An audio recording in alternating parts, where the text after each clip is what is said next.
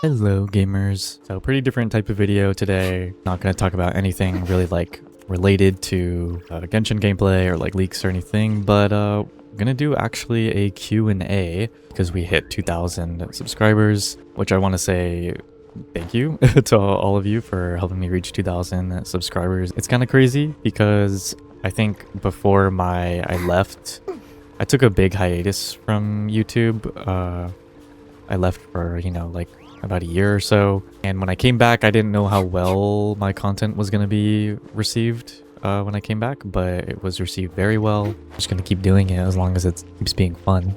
Yeah, I made a post, told some people to ask me some questions, and yeah, so I'll just be answering some questions. The first question's from Lover Sage, says congrats on 2K, can't wait till you gain so much more, thank you. What are your favorite anime? I'm assuming Hunter x Hunter is one of them, same. And also favorite characters from Genshin. So for favorite anime, it's kind of hard. I haven't seen that many actually, but just to name like a few, I'm a big fan of Frieren and Hunter x Hunter, obviously. Surprisingly, my favorite character in Hunter x Hunter isn't actually Gon, it's Kurapika. I'm a little bit of a sucker sometimes for some romance type of stuff, so Horimiya is one I really like as well. There's a Nichijou, then also Bocchi the Rock, which is like supposed to be kind of like relatable to introverts and also just like kind of funny, so I like those. Yeah, those are some of the more notable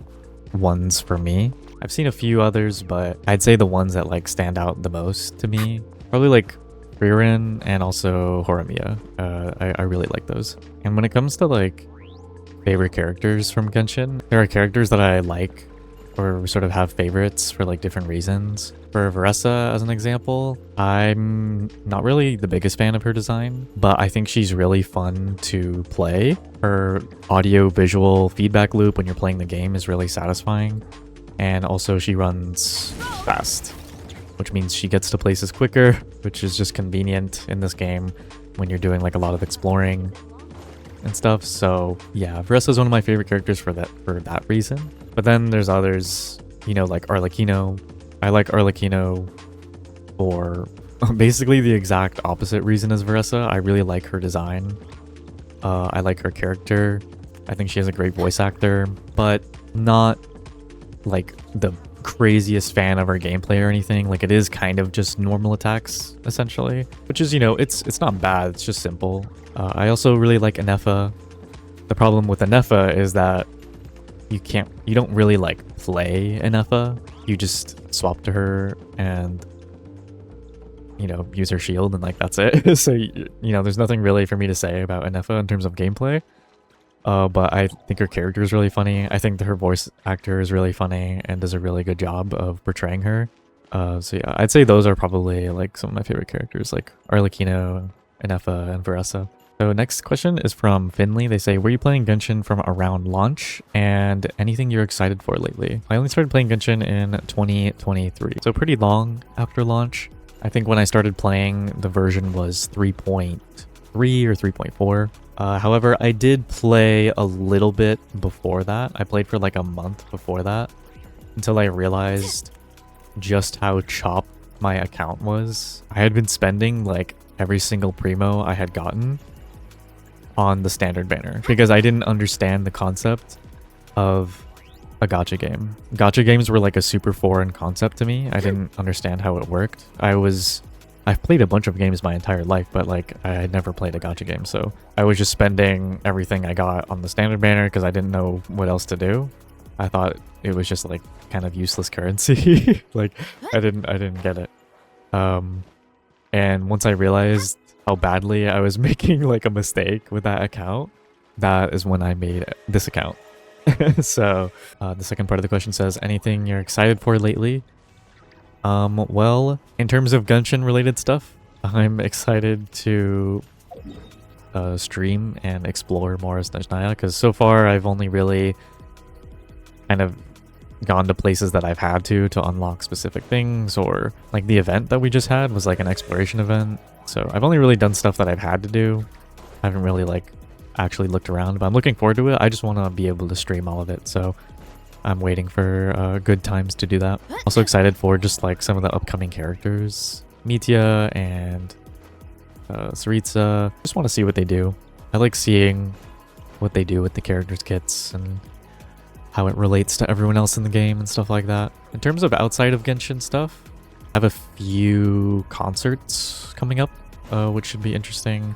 I know a lot of people have probably noticed that on most of my videos, I use background music from some K-pop songs. I do listen to K-pop occasionally, and so if you're familiar with the girl group aespa, I'm going to a concert with my girlfriend pretty soon, so I'm looking forward to that. As well as my mom got really into BTS because of like, I think she saw some Netflix documentary or something and she got really into it. So she got tickets to a BTS concert that is coming up as well. So we're gonna go see BTS and aespa pretty soon, so that's cool. I also have a New York trip coming up in November, so I'm looking forward to that. I've been to New York before, but I was very young, so I don't really remember any of it. And following up on that, we have Aya asking, what type of music do you listen to? Do you have any favorite artists or recommendations? And also congrats on 2000 King. Thank you. So to be honest, I actually mostly listen to sort of ambient music. And because I play a lot of video games, that usually ends up being a lot of like ambient video game soundtrack music. So you'll hear some stuff from Dark Souls, you'll hear some stuff from Blueprints. I really like the Skyrim soundtrack, Oblivion soundtrack, so I do like listening to video game OSTs. There's some other ones that are just kind of like bangers, like the Celeste OST is really good, Katana Zero OST is really good, and of course Genshin. Genshin has fantastic music. I listen to Genshin music all the time. So yeah, I mostly listen to video game OSTs.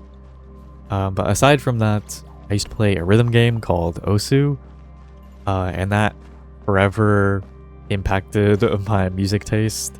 So I do often listen to, I think it's called like Artcore. Artcore is really fun, but it's really like hyper, so it's kind of the opposite of like ambient music.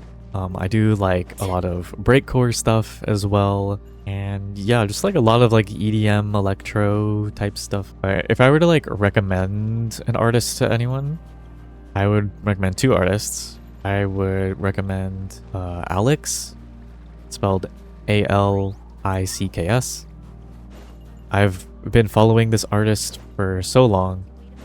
It's been like 10 to 11 years or something at this point, and their music was just like, it's been in my life for like a long time, so it's kind of nostalgic and it means a lot to me. And they've done like lo-fi stuff, they've done ambient stuff, they've done like breakbeat stuff. It's pretty diverse if you just like look into their music. You'll probably find something you like, you know. And another artist I really like is Vegan. I don't really know how to say it, but it's like V-E-G-Y-N. I just say Vegan. Their music is great too. I listen to that all the time. I try to use their music in the past in some of my videos, but whenever I use it, it sometimes gets like blocked in certain countries, and I don't like that. So I just kind of stopped using their music, but I still listen to them very often. So yeah, I would say Alex and Vegan. I'm gonna teleport and walk around in a different spot. The next question is from Skyward Steve. Says congratulations, thank you, and says, what are some of your favorite games? Maybe I can add something to my backlog. If you do have a backlog, and you play like a lot of other games, and maybe you play like popular games, you've probably already played the games I would recommend. I personally always recommend Baldur's Gate 3 to like everyone. It's one of the best games I've ever played. And I'm just a really big fan of how many options you have, how many role-playing options you have in Baldur's Gate 3. So it's just like, of course, I really like Elden Ring as well. I really like the build crafting aspect of that game. You know, you can do builds where, you know, you're building like status effects. And you're mostly doing like frostbite and bleed. You can use like dex weapons and daggers that like apply status really quickly. You can just do like strength builds with like the iron ball weapons, and you just stance break every boss in the game super easily. Like, I don't know, I love all the options you have in Elden Ring, and so That's one of my favorite games as well. But if you're a big fan of action roguelikes, I've been playing, and we're almost done playing it, I believe. I've been playing this game with my girlfriend called Sephiria, and it's this like really cute like top-down game where you play as like animals, and you know, you fight other animals like little moles and stuff, and it has a pretty like intriguing storyline as well. But you know, it's also an action roguelike, so it has a lot of replayability, a lot of build crafting and stuff like that. So yeah, that's a game I would recommend, and I think it's like relatively niche, so you know, another game you can add to the backlog. I guess I know what you mean too. I have so many games in my backlog, like it's actually ridiculous. I need to get to playing some of these, but you know, surely I'll get to them eventually. And we have another question from Potato Chip, my goat.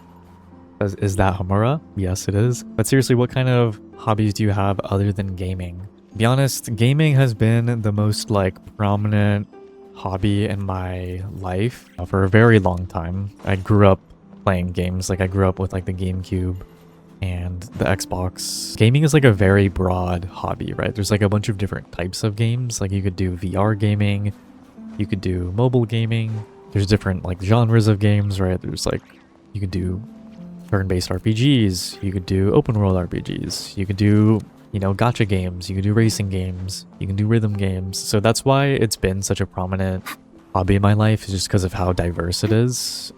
There's just like always something interesting to do. There's always some interesting game to play. Because if I get bored of one game, there's usually some other game that's completely different that, you know, it piques my interest. But I have had some hobbies outside of gaming. So one thing that I do frequently partake in is building Lego sets. Big fan of Legos. I have a bunch of sets just sitting around in my room, and I'll frequently go out and go to like, you know, the toy sections of stores and look for any cool Lego sets or any new interesting collabs that Lego has done. I also really used to be into speed cubing, when you solve like a Rubik's Cube really fast. That was back more in high school. I was doing a lot of speed cubing. It was really nice to do in school because it was also one of those things you could kind of do in class and you could kind of get away with it. Like teachers wouldn't really bother you if you were just doing like a Rubik's Cube in the back of the classroom or something. They would kind of just ignore you. So I was able to kind of just do it in class, and no one really minded anything. So yeah, that was one thing I did. If anyone is like curious and you're like a speed cuber, my best 3x3 single was like sub 10. It was like 9.4 or something, so I wasn't like crazy fast. And my average, like my best average was probably like, you know, 12 seconds or something. But these days I'm probably at like, you know, without practice, probably averaging like 20 seconds maybe.